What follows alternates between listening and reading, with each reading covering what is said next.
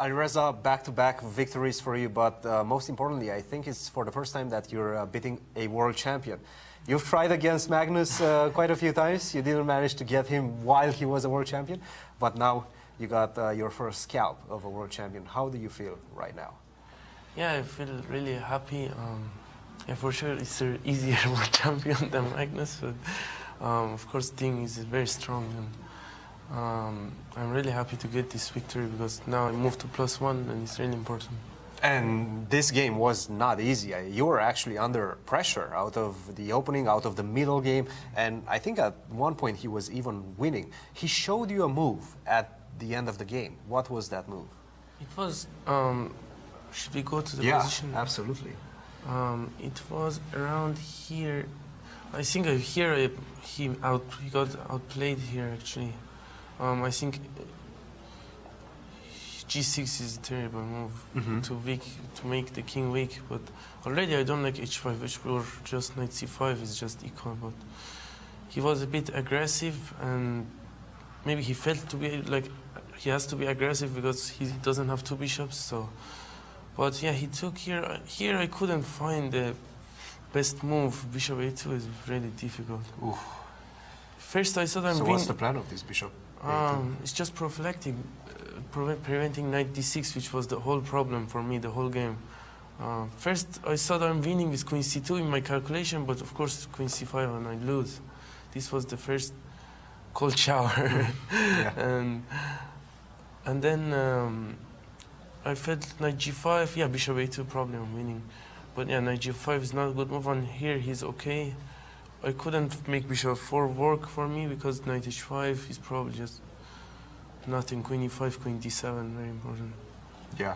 And so I decided... He's hanging on with his knight on d6, defending everything. But I felt like I should not be worse here, my bishop on a2, so h4, rook f1, here are normal.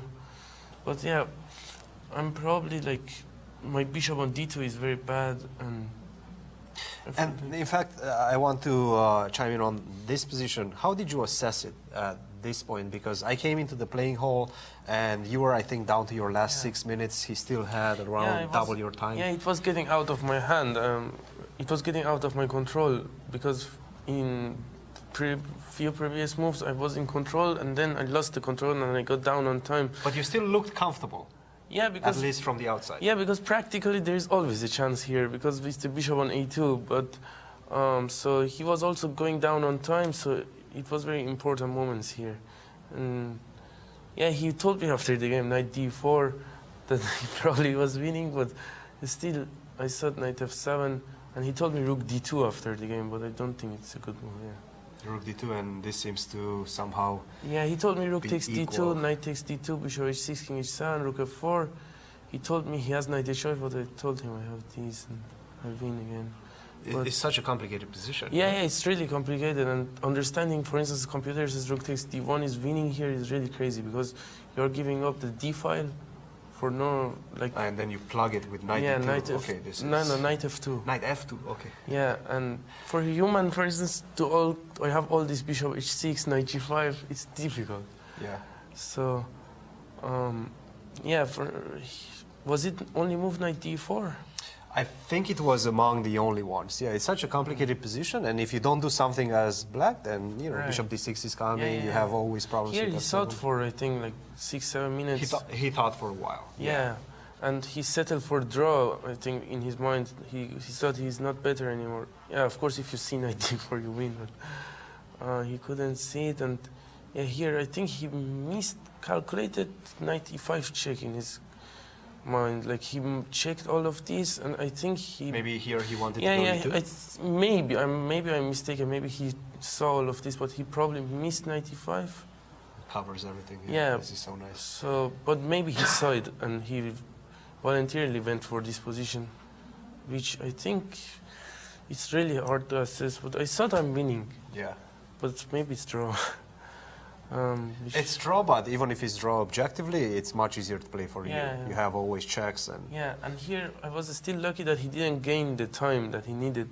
He has I think 2 minutes here. It's wrong. This is move 36. He still has 4 moves to make. I think, and he has less time than 5 minutes here. 5 minutes. Yeah, Dropped down to his last minute, Right, in fact, right. with this move. Yeah, I felt he has to keep the king here, but still, I wanted to go here. Maybe activating bishop. Bishop to d6, yeah. So explain to us the decision between him going towards the center and him going towards the king side. I think he sat here for 3-4 minutes and he thought that he's just lost and he gave up, I think. And he just wanted to make some move in the last second and he didn't understand that he has a still chance probably. Which is also difficult. I thought also that I'm winning now, king comes to e1 and so I don't have a good explanation for king 7 because he left the g6 pawn very weak. So that's why probably just yeah. to defend that g6 pawn. And the rest is just easy. I just pushed and I pushed the 2 pawns and it's just me. Well, Ali Reza, it definitely feels like you warmed up and you're finally getting your type of play on the board. Congratulations. Big victory for you today. Go enjoy it and we'll see you in a couple of days. Thank you very much. Thank you, Christian. Thank you, Ali Reza.